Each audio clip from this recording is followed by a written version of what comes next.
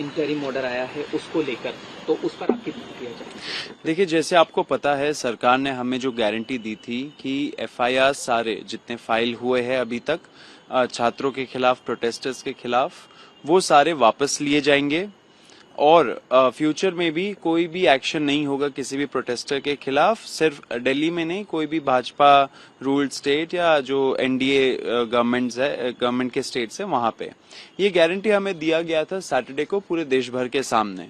अब उसमें डेडलाइन था आज का, ट्यूसडे का, तो अभी भी थोड़ा कुछ घंटे बचे हैं ये डेडलाइन का एक्सपायरी तक का।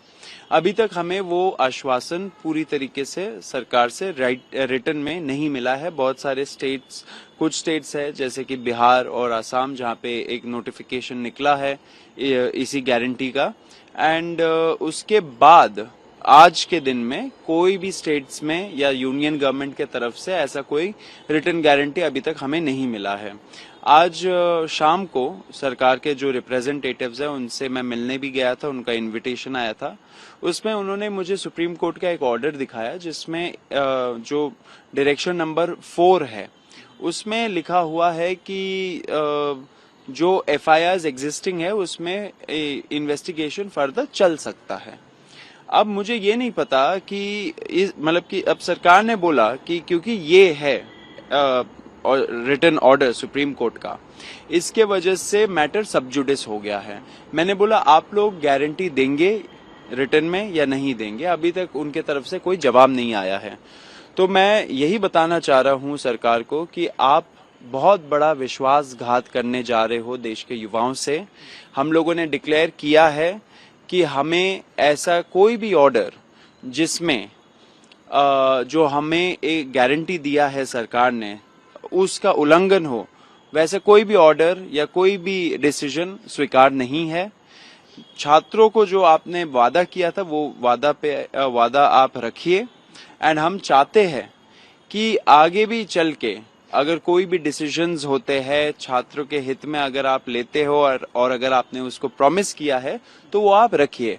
अगर आप नहीं रखते हो तो हम बता देना चाह रहे हैं कि हम लोग फिर से एक बहुत बड़ा प्रोटेस्ट का ऐलान करेंगे। दिल्ली में होगा, दूसरे स्टेट्स में भी होगा, एक तरीके से पूरा नेशन वाइड हम लोग फिर से प्रोटेस्ट करेंगे, क्योंकि जो छात्रों का हित है उस पे हम लोग काम करते रहेंगे। एंड जो जितने भी प्रोटेस्टर्स हैं जिनको टारगेट किया जा रहा है या फ्यूचर में जाके उनको टारगेट किया जाएगा, उनको हम लोग बचाएंगे, उनको हम लोग अकेला नहीं छोड़ेंगे। तो सरकार को मैं बता देना चाह रहा हूं कि आप ऐसा विश्वासघात मत करिए किसी भी युवा के साथ।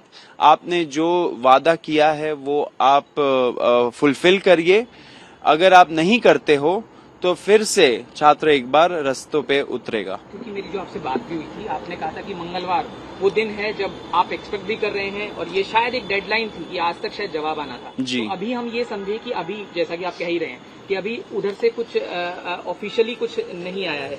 और एक सवाल अब क्योंकि मेरे मन में अब जहन में है, ये सभी पूछेंगे कि आपने कहा कि दोबारा प्रोटेस्ट की तरफ जाएंगे, तो क्या उसकी कोई रूपरेखा तैयार हो रही है? क्या उसको लेकर कुछ? देखिए, बिल्कुल होगी। रूपरेखा तैयार होगी या नहीं होगी वो सरकार के हाथों में है। अगर सरकार हमारी जो अश्योरेंसेज है वो फुलफिल नहीं करती तो हम लोग रूपरेखा भी बनाएंगे एंड रोड पे भी आएंगे। मैं ये भी बहुत क्लियर कर देना चाहता हूं कि जो सुप्रीम कोर्ट का ऑर्डर है उसमें कहीं ये नहीं लिखा है कि सरकार एफआईआर को विड्रॉ नहीं कर सकती। ऐसा कुछ भी नहीं लिखा है ऑर्डर में। सरकार इस ऑर्डर का झांसा देते हुए उसको वेपनाइज ना करे। सुप्रीम कोर्ट को पॉलिटिसाइज मत करिए, सुप्रीम कोर्ट के ऑर्डर्स को वेपनाइज मत करिए, क्योंकि ये बहुत बड़ी गद्दारी होगी युवाओं के साथ। तो आपसे यही, सरकार से यही रिक्वेस्ट है कि अभी कुछ घंटे बचे हैं, हमारे जो डिमांड्स है उस पर अपने अश्योरेंसेस दिया है उस पर आप कायम रहे। कोई डेडलाइन आप देना चाहेंगे कि इसके बाद, क्योंकि कुछ घंटे बचे? और साथ साथ मेरा सवाल फिर भी वही है जो शायद साहब पूछेंगे कि क्योंकि ये मामला सब जुडिस हो गया तो जाहिर है आपकी तरफ से कोई लीगल तरीके से भी इसमें कोई जवाब दे जाने की तैयारी होगी। देखिए, ये जो पिटिशंस फाइल हुए थे पीआईएल्स, उसमें कॉकरोच जनता पार्टी या हम में से कोई भी उसका पार्टी नहीं है, लेकिन डेफिनेटली ये जो पिटिशंस है वो हमारी प्रोटेस्ट से रिलेटेड है। अब सुप्रीम कोर्ट को भी समझना चाहिए कि कैसे उनके ऑर्डर का दुरुपयोग होता है। दिल्ली हाई कोर्ट का आपने देखा ही था, जैसे सोनम वांगचुक जी को उठा के ले गए थे, उन्होंने कोई मेडिकल एडवाइस हम लोग को नहीं दिखाया, कोई लीगल प्रावधान नहीं दिखाया, बस ये बोल दिया कि दिल्ली हाई कोर्ट का ऑर्डर था, लेकिन ऐसा कोई ऑर्डर नहीं था। तो सरकार अक्सर कोर्ट का ऑर्डर का झांसा देते हुए उसको वेपनाइज करके, उसको पॉलिटिसाइज करके उसका इस्तेमाल करती है अपने स्वार्थी लाभ के लिए।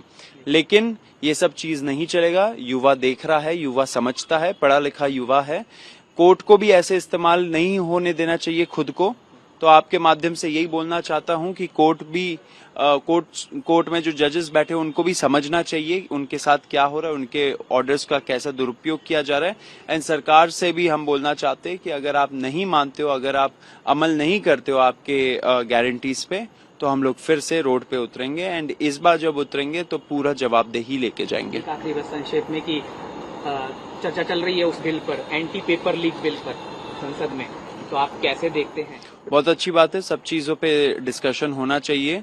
जो सरकार अगर कुछ प्रावधानों को स्ट्रेंथन कर रही है वो अच्छी बात है।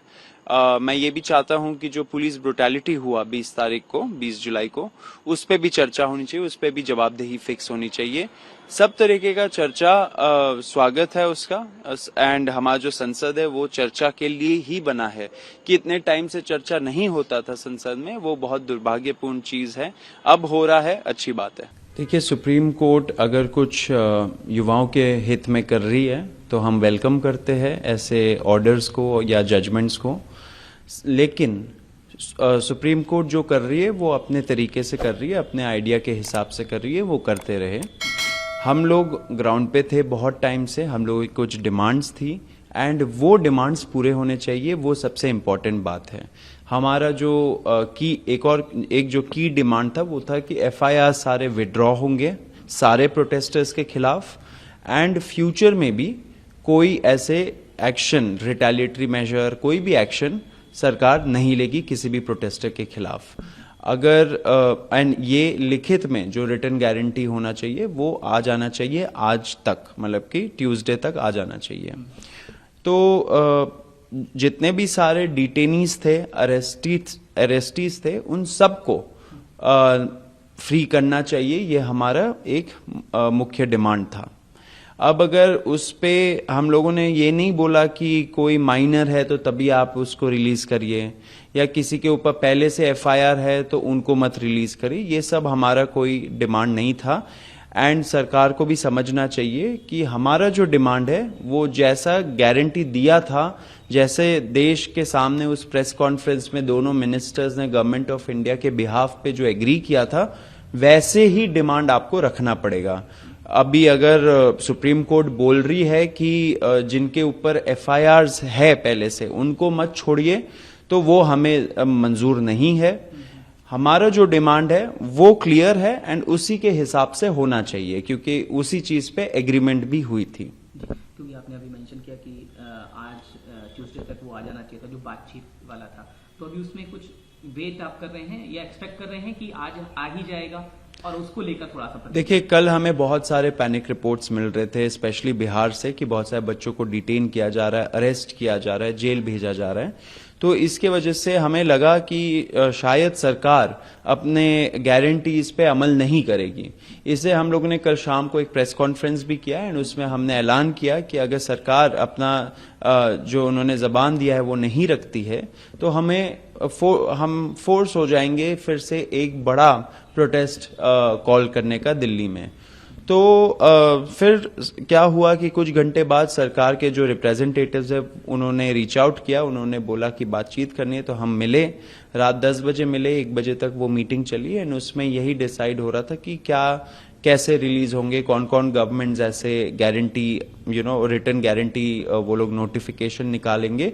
आपने देखा कि बिहार ने भी निकाला, असम ने भी निकाला, तो हम लोग उसी चीज पे चर्चा कर रहे थे कौन कौन से ऐसे स्टेट गवर्नमेंट्स होंगे जो निकालेंगे एंड क्या लैंग्वेज यूज होना चाहिए उसमें, क्योंकि हमें यही आशंका थी कि अगर हम लोग कुछ केवियट डाले या कंडीशंस डाले कि पहले के एफआईआर्स नहीं होने चाहिए या या पीसफुल प्रोटेस्ट, मतलब कि पीसफुल वर्ड यूज किया, तो फिर पुलिस के पास पूरे पावर्स आ जाएंगे कि किसी को भी जो वो पसंद नहीं करते उसको नॉन पीसफुल प्रोटेस्टर बोल देंगे। तो हमने बोला कि सारे प्रोटेस्टर्स जो भी इस मूवमेंट में जुड़े थे उनके खिलाफ कोई एफआईआर नहीं होना चाहिए, एफआईआर विड्रॉ होने चाहिए, फ्यूचर में भी कोई एक्शन नहीं होना चाहिए। इसलिए मैं बोल रहा था अभी हम लोग वेट कर रहे हैं, आज ट्यूसडे है, आज डेडलाइन है। सरकार जितना मुझे लगता है कि अमल तो करना चाहिए सरकार को, हम लोग अभी भी वेट कर रहे हैं फाइनल जो नोटिफिकेशन है इन सारे स्टेट से, एंड दिल्ली पुलिस जो एलजी है वो निकालेंगे, एंड सेंट्रल गवर्नमेंट के जो एजेंसीज है सारे, उसके लिए भी सेंट्रल गवर्नमेंट एक नोटिफिकेशन निकालेगी। तो हम लोग अभी वेट कर रहे हैं इस चीज का, एंड आशा है कि वो करेंगे। लेकिन इसीलिए मैं बोल रहा हूं कि सुप्रीम कोर्ट अगर कुछ कंडीशंस डाल रहा है तो वो हमें मंजूर नहीं है। अगर सुप्रीम कोर्ट कुछ भी बोले तो वो in addition to our demands होने चाहिए। हम लोगों ने जो बोला वो होना चाहिए, उसके बाद सुप्रीम कोर्ट जो बोले, जो रिलीफ दे, वो सरकार को कंप्लाई करना चाहिए, ये हमारी डिमांड है। तो इस वक्तव्य से जरूर मैं आपसे ये जरूर पूछना चाहूंगा कि क्या इस पर आप कुछ अपना लीगल स्टैंड ले सकते हैं फ्यूचर में? हो सकता है शायद बात करके ले, या जो भी है पूरा किस चीज पे लीगल स्टैंड? यही अगर सुप्रीम कोर्ट ने जो आप कह रहे हैं कि वो अग्री नहीं है, तो उस पर कुछ आप अपनी तरफ से कोई लीगल स्टैंड? देखिए, सुप्रीम कोर्ट का जो भी ऑर्डर हो ऑफ कोर्स वो मानना तो पड़ेगा, लेकिन सरकार को ये नहीं पिक एंड चूज वाला नहीं होना चाहिए सरकार को कि सुप्रीम कोर्ट ने कुछ बोला तो अब हमें वो मानना पड़ेगा। जो आपने अश्योरेंस और गारंटी दिया देश भर के सामने, युवाओं को, सारे प्रेस के सामने, वो सबसे पहले आप निभाओगे। उसके बाद जो भी सुप्रीम कोर्ट बोले, जो भी कुछ रिलीफ या ऑर्डर दे, वो फिर आप मानोगे। ये है बोलने का मतलब। और एक आखिरी सवाल आपसे मैं जरूर पूछूंगा, पॉलिटिकल रिएक्शन इसके बाद आपने देखे होंगे, बहुत सारे आ रहे हैं सीजेपी को लेकर, तमाम है ना इस तरह के, और जेन जी को लेकर भी आ रहे हैं, क्योंकि देखिए प्रोटेस्ट पूरा तरह से जेन जी को लेकर ही चर्चा में जेन जी ही रहा। कंगना रनौत हैं एक्ट्रेस और साथ साथ पॉलिटिशियन हैं, बीजेपी की सांसद हैं। उन्होंने जेन जी को लेकर ये कहा है कि जेन जी का मतलब जो है जेन जनरेशन गटर, ये सब उन्होंने कहा है। प्रधानमंत्री को गाली देने वाला कहा है। तो अगर आप इस पर कोई प्रतिक्रिया देना चाहें, क्या कहेंगे? देखिए, कंगना रनौत जी को अब उनके पार्टी वाले ही ज्यादा नहीं पूछते हैं, ज्यादा सीरियसली नहीं लेते हैं उनको, तो हम लोग भी क्यों सीरियसली ले? मुझे नहीं लगता जेन जी में या जेन अल्फा में या कोई भी यंगर जनरेशन में उनको सीरियसली कोई लेता है या उनकी बात सुनता है। वो पॉलिटिशियन है, नेता बन गई है। उनके तो कुछ वीडियोस भी थे जहां पे वो हिमाचल में जब अपने सीट में उन्होंने विजिट किया था तो उन्होंने बोला था कि मैंने सोचा था कि थोड़ा बहुत ही काम करना पड़ेगा, यहाँ पे तो इतना ज्यादा काम करना पड़ता है एमपी बन के। तो ये उनका सीरियसनेस दिखाता है। वो हमें अनसीरियस जनरेशन बोल रही है, लेकिन उनका सीरियसनेस उन्होंने ही खुद को एक्सपोज कर दिया था। इस पे ज्यादा मैं कुछ बोलूंगा नहीं। शब्दावली सही नहीं है, शब्दावली संभाल लेना चाहिए नेताओं को, अपने पद का गरिमा भी बना के रखना चाहिए। आपसे कई गुना ज्यादा जेनजी ने इस देश के लिए किया है, कर रहे हैं। इस देश के लोकतंत्र में भरोसा फिर से जगाने का काम जेनजी ने किया है, आपने नहीं किया है, तो ये आप जरूर याद रखिए। Subscribe to One India and never miss an update. Download the One India app now.